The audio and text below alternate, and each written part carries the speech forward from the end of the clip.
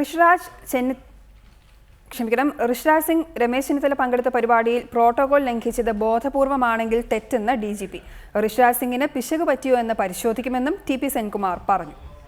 Rank മാത്രമല്ല, അപ്പോൾ നമ്മൾ യൂണിഫോം ഉള്ള സമയത്ത് കാണിക്കുന്ന ഒന്നാണ് സല്യൂട്ട് ചെയ്യുന്നത്.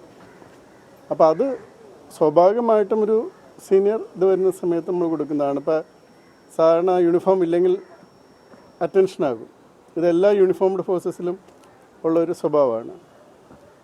അത് ഋഷിരാജ് സിംഗ് വളരെ ഡിസിപ്ലിൻഡ് ആയിട്ടൊരു ഓഫീസറാണെന്നുള്ളതാണ് എൻ്റെ അഭിപ്രായം. കാരണം വളരെ ഡിസിപ്ലിൻ എല്ലായ്പ്പോഴും കാണുന്നു. ഒന്നുകിൽ അദ്ദേഹത്തിൻ്റെ ശ്രദ്ധയിൽപ്പെട്ട് കാണില്ല, അതല്ലെങ്കിൽ അങ്ങനെ വരേണ്ട ഒരു കാര്യമില്ല, അല്ലെ പ്രോട്ടോക്കോളിൻ്റെ പ്രശ്നമല്ല അത്.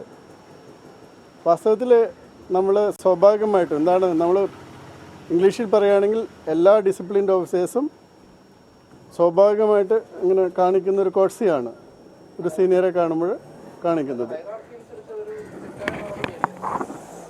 അത് ബോധപൂർവമാണെങ്കിൽ തെറ്റായ നടപടിയാണ്.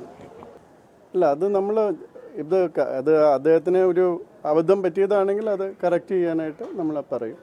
അല്ല, അതാണ് ഞാൻ പറഞ്ഞത്. പ്രോട്ടോക്കോളിനുപരി നമ്മൾ എല്ലാവർക്കും ഇപ്പോൾ മന്ത്രിയാകണമെന്നില്ല, ഇപ്പോൾ തൊട്ട് സീനിയർ ഓഫീസറായാലും നമ്മൾ സാധാരണ കൊടുക്കുന്ന ഒരു ഉപചാരമാണത്. അത് സീനിയോറിറ്റി വെച്ച് നോക്കുമ്പോൾ അല്ലാതെ തന്നെ ഞാൻ പറഞ്ഞതുപോലെ നമുക്ക് ബഹുമാനം തോന്നുന്ന പലരെയും നമ്മൾ റാങ്ക് അനുസരിച്ചാണ് എല്ലാവരും സാറിന് വിളിക്കുന്നത്, അല്ല. അപ്പോൾ അതുകൊണ്ട് രണ്ട് വിധത്തിലുമുണ്ട്. അപ്പോൾ ഇതിൽ തീർച്ചയായിട്ടും മന്ത്രി എന്ന നിലയ്ക്ക് നമ്മൾ ഉപചാരം അർപ്പിക്കാൻ നമുക്കൊരു കടമ കൂടിയുണ്ട്.